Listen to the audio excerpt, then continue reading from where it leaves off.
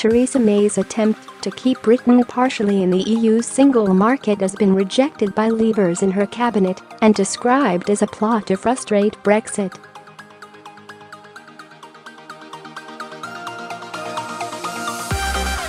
The plan, which was cooked up by the PM's top EU advisor, was supposed to work as a compromise between the Leavers and the former Remainers led by Chancellor Philip Hammond.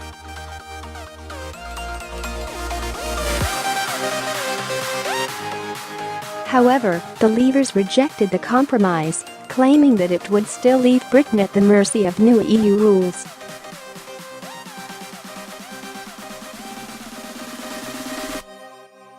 The proposal was drafted by Theresa May's top EU advisor Oliver Robbins and submitted to the Brexit Committee in Thursday's crunch meeting.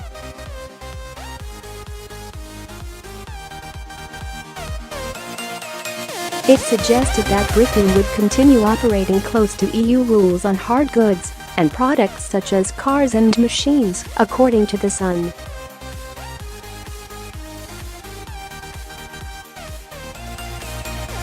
The plan would keep Britain well away from EU rules on the services sector, but would also help to protect jobs and keep trade flowing freely. However, it failed to sway the committee.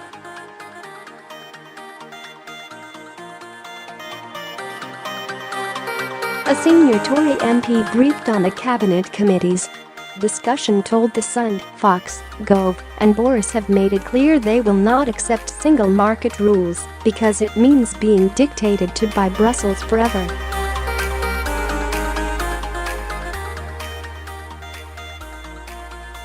It feels very much like a Treasury plot to frustrate Brexit. Theresa May had issued a plea for ministers to be bold as her Brexit war cabinet failed to hammer out a strategy for negotiations with the EU.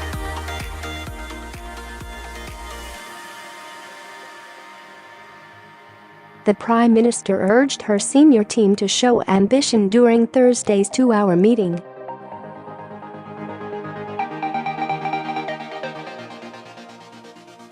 But the deadlock between Remain and Brexiteer factions has not been broken, with hopes now being placed in a cabinet away day at her Chequers country residence later this month.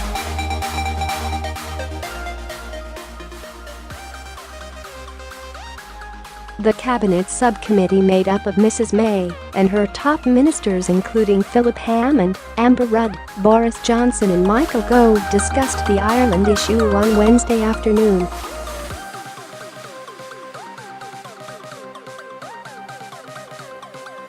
On Thursday night, a Number 10 source said the PM told the Brexit Cabinet that the government had to be ambitious in the deal we seek.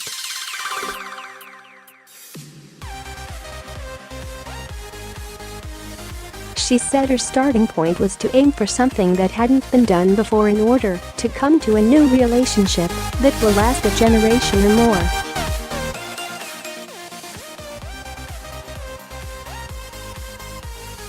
Her approach is to seek a deal that is bold, in the best interests of the UK, and that will carry widespread support.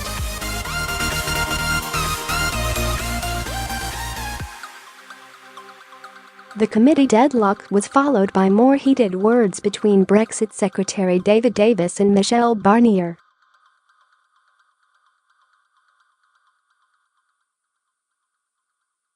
The Brexit Secretary blasted the fundamental contradiction in Mr Barnier's claims to both want an amicable transition and strong powers for the EU to punish Britain.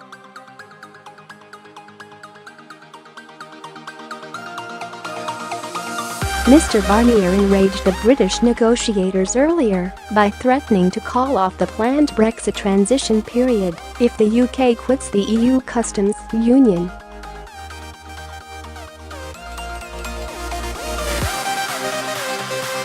In response, Mr Davis said, "Given the intense work that has taken place this week, it is surprising to hear that Michel Barnier is unclear on the UK's position in relation to the implementation period."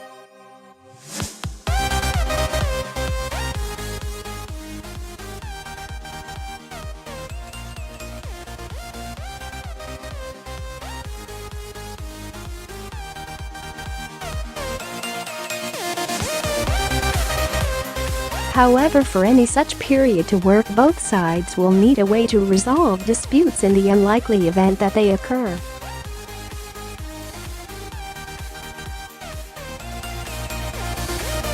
But there is a fundamental contradiction in the approach the Commission is taking.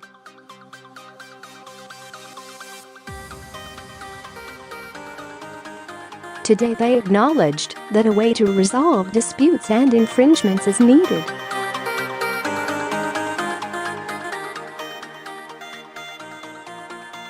Yet at the same time they dismissed the UK's push for reasonable safeguards to ensure our interests are protected.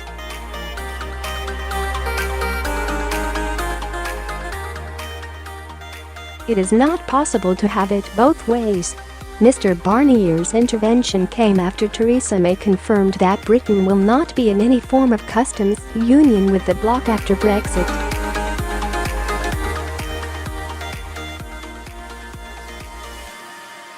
But Mr Barnier insisted the UK had already committed to a soft border between Northern Ireland and the Republic in the divorce agreement in what amounted to an ultimatum. He added, "It is important to tell the truth.